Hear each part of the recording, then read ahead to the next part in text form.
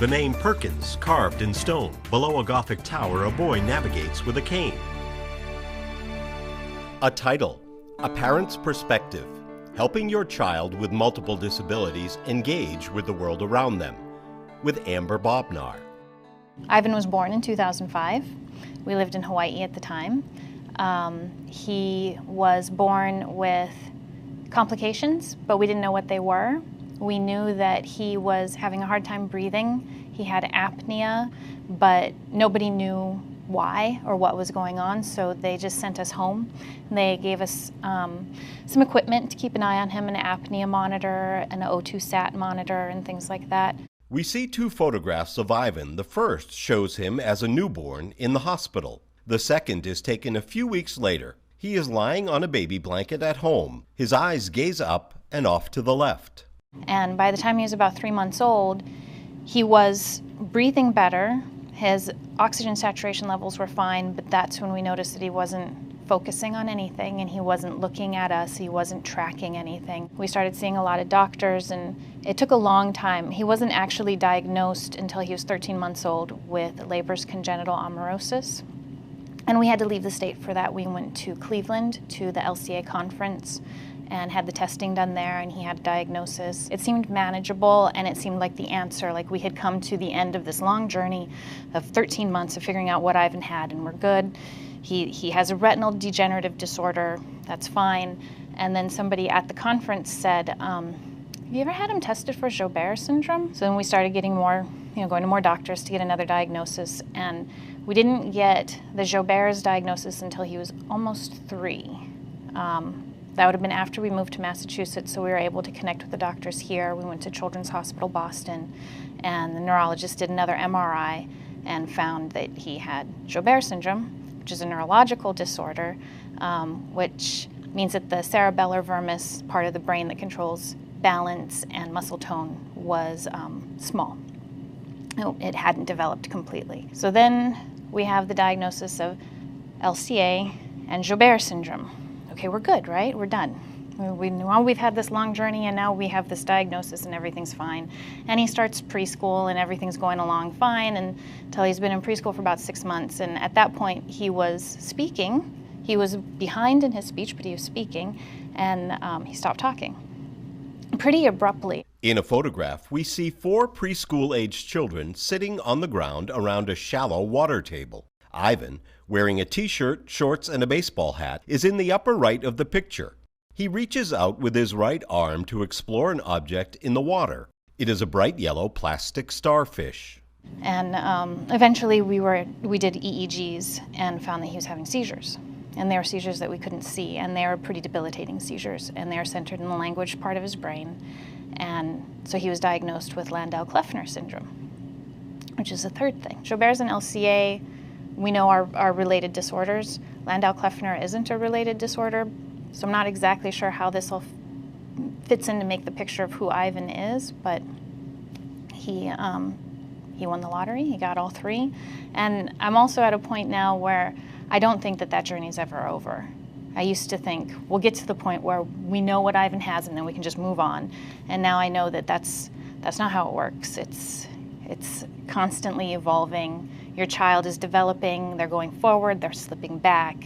You don't stop with learning who your child is and how they're interpreting their environment.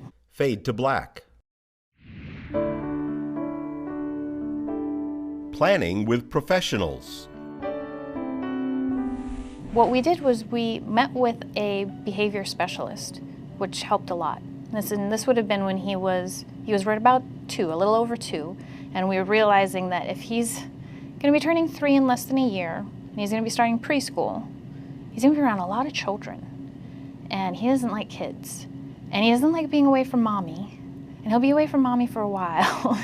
So if he's going to be able to do preschool, we need to start working on this now, and it really did take almost a year to get him past this terror that he would have being outside, away from his house, being away from his parents, being around other children, being around strangers. We see a photo of a young Ivan sitting in a baby swing at a playground.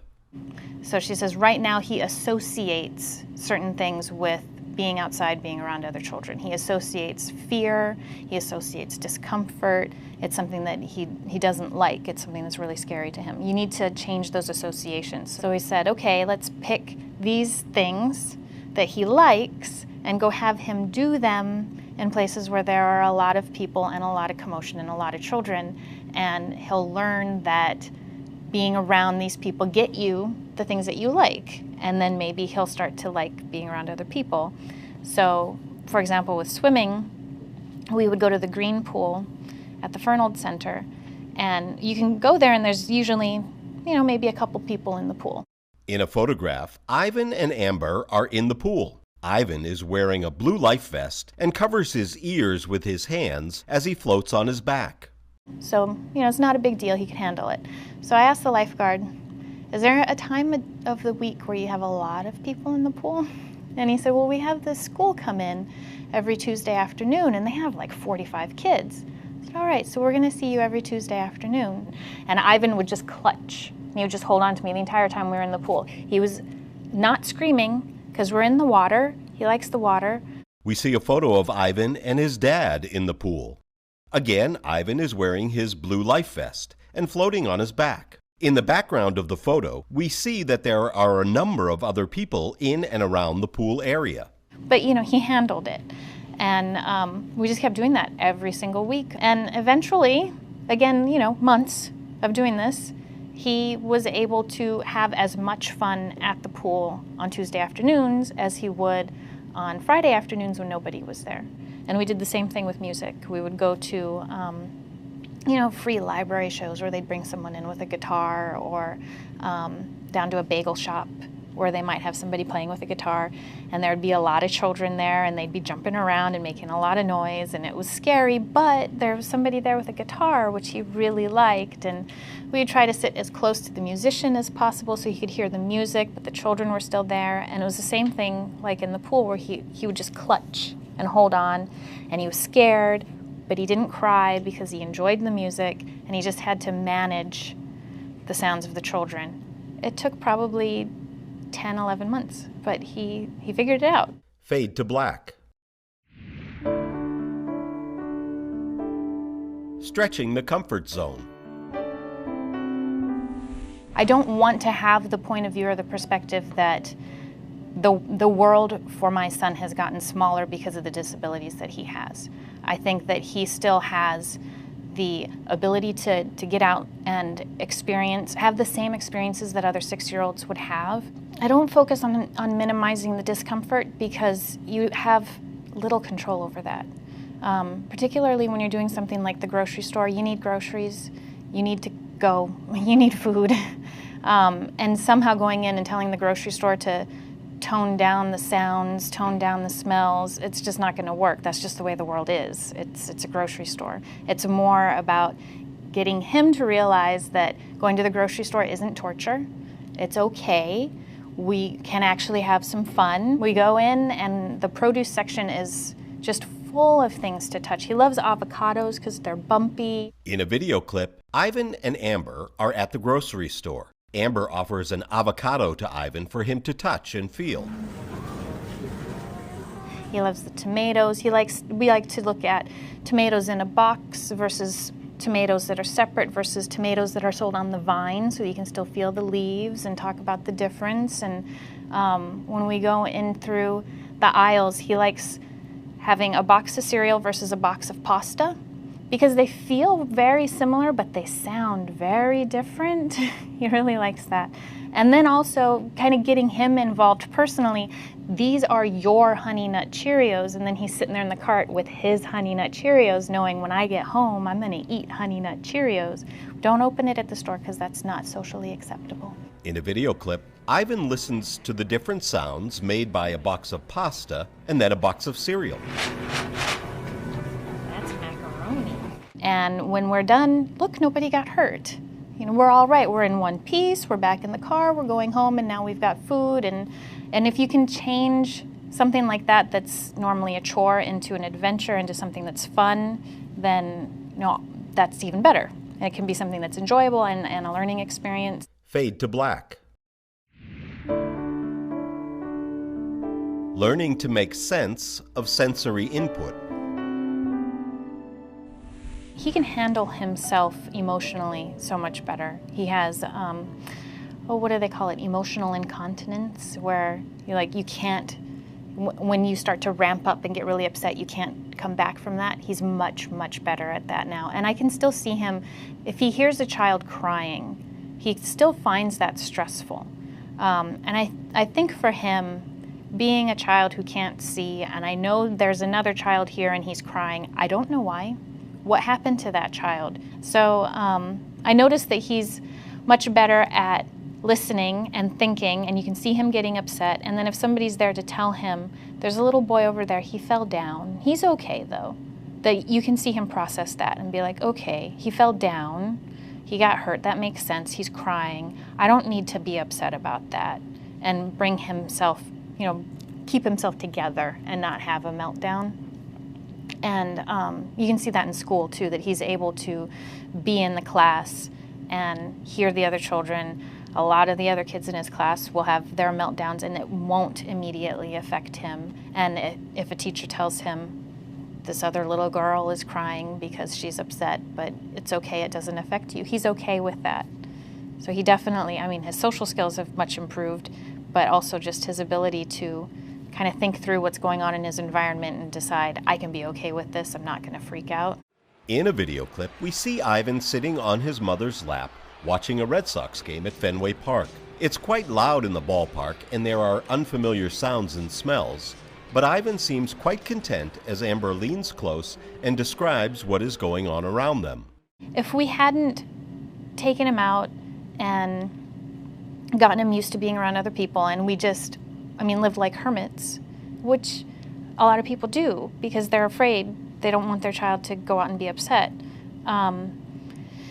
There's a lot of things he wouldn't have learned. Just, talking about the difference between the sounds of pasta and Cheerios and things like that. There's a lot of things that, incidental learning that we have while we're out. Fade to black.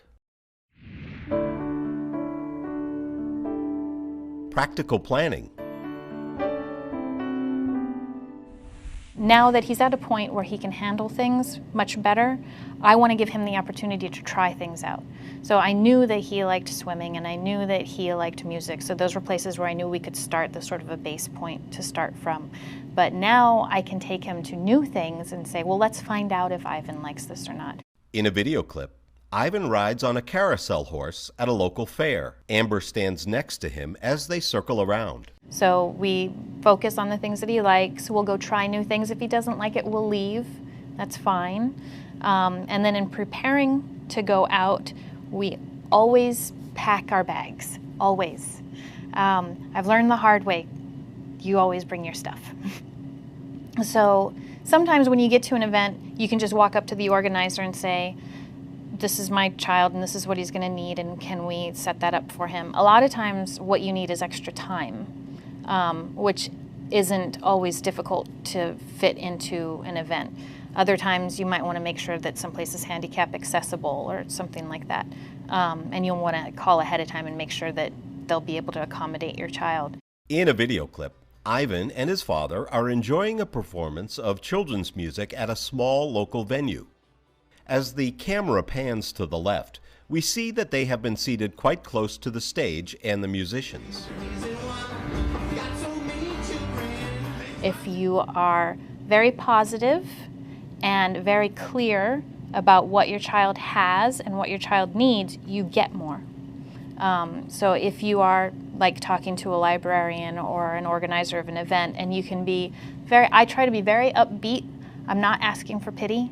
My family's not asking for pity. We're just telling you, this is what my son has, this is what his disability is, and very clearly say, these are the things that he needs. He's going to need more time, or he's going to need the opportunity to touch the things that you're telling the other children they can't touch, because otherwise he won't understand what's going on.